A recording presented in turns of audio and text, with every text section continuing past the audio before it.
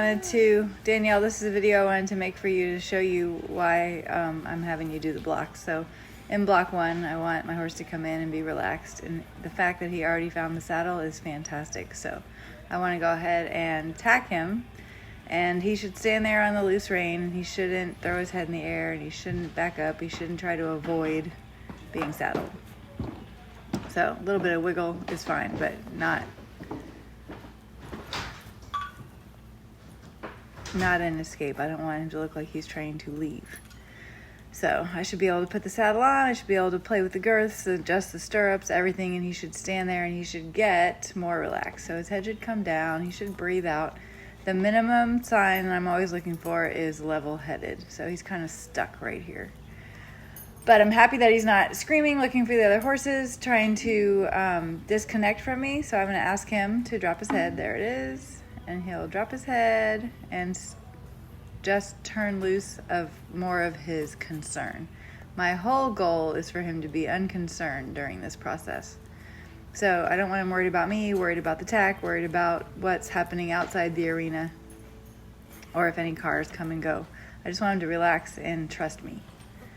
So this is like a C. I would give this a C, but I thought it was something that might help you to see why we are doing all the relaxed and connected prep, so that the whole thing can be relaxed and connected.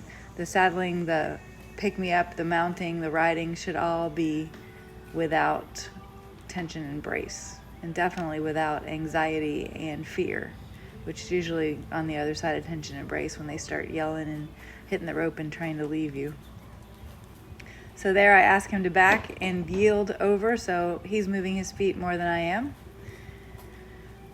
And then I like to do this little, I don't do lunging them so much to get them tired to ride, but I like to throw the rope over the saddle, because that's also similar to your leg going over the saddle, and I don't want them to be bothered about that either. So you'll see me playing with the end of the rope a little bit and just trying to help him get more present. And if he needs to move his feet, that's fine. I don't mind if he moves his feet a little bit. And if he blows his nose and relaxes through the motion, that's okay too. You want me to keep But taping? I'm just going to keep up the rhythm until he makes a nice change. And the whole time I'm still using the walk the line mentality of I'm moving away from him, which creates a safe spot behind me for him to fall into.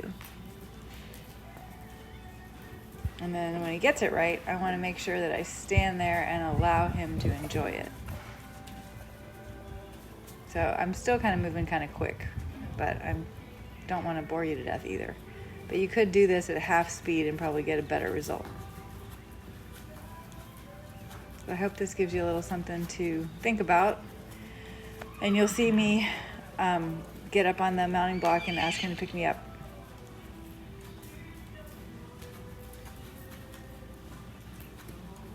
But before I do that, I usually take a walk around, and the idea is if whatever's in the way, he should go follow my footsteps. And he missed the bridge, so I'm just going to turn and go again. Now he misses it a couple of times, so I made it easier for him and went across it wide ways.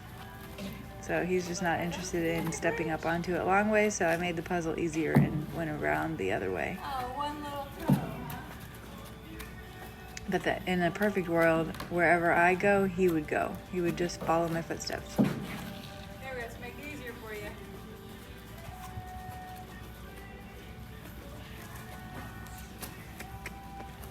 So that time he got it, and I'm looking for head down, 1 foot, 2 foot, 3 foot, 4 foot. So nice, even footfalls. I don't want him to throw his head up after his front feet are on and scoot off with his hind end. So that was a nice bridge crossing when he Well, I think finally a stale did it. video, people will get bored, but And for then I should just her, be it'll able be to great. climb up on anything, and I have several mounting blocks in the arena.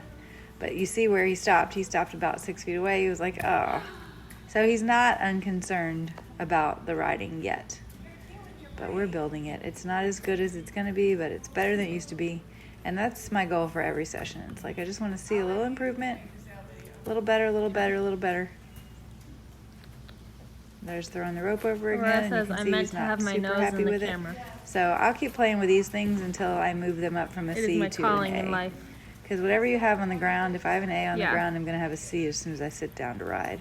And I don't mind riding a C, but if I have a C on the ground, I do not want to ride a ping pong ball. I don't want to ride a tense, unhappy horse. So hopefully this will give you a little bit more of a big picture idea of what we're doing, why we're doing what we're doing. I look forward to seeing your next video. Bye.